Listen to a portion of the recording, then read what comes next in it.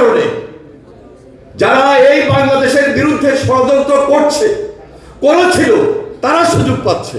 এই বাংলাদেশে খুব শীঘ্রই একটা নির্বাচন সরকার দিতে বাধ্য হবে এবং এই নির্বাচনের মধ্য দিয়ে জনগণের সরকার প্রতিষ্ঠিত হবে। এই বর্তমান সরকারকে আমি অনুরোধ করব, প্রত্যাশার জায়গা থেকে দাবি করছি, বিগত 15-16 বছরে যারা গুম খুনের শিকার হয়েছে এবং বিগত জুলাই আন্দোলনে যারা শহীদ হয়েছে, এখানে দুইটা পক্ষ তৈরি করবেন না। এরা দেশের জন্য লড়াই করেছে, দেশের জন্য জীবন দিয়েছে। আমরা অনেকে শহীদ হতে পারতাম, আমরা কিন্তু গান পয়েন্টে হাসিনার অত্যাচারের বিরুদ্ধে দাঁড়িয়েছি। আমি যখন দেখি গতকালকে ফরহাদ বাজার সাহেব তিনি তার বক্তব্যে এমন ভাবে কথাগুলো বলছেন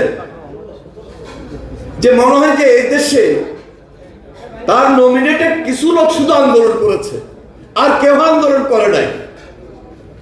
এবং তিনি বিএনপি সম্পর্কে যে কথাটি ব্যক্ত করেছেন, এটা বিএনপি নয়, শুধু সারা বাংলাদেশের মানুষের হৃদয়ে আঘাত করেছে।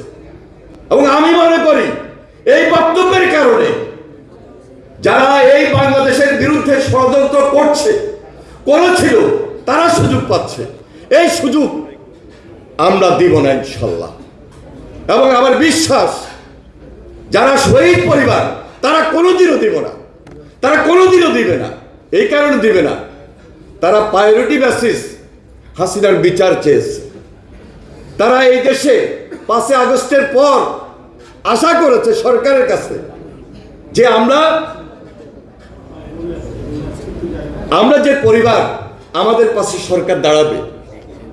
কিন্তু যত সামান্য এবং একটা বৈরিতা ভাব মনে হয় যে কোনো রকমে এই পরিবারগুলোকে বিদায় দেওয়ার চেষ্টা করছে।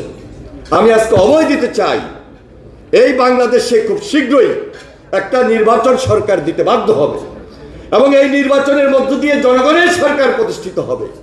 যে সরকারের নেতৃত্ব আগামীতে বাংলাদেশ জাতীয়তাবাদী দল দিবে।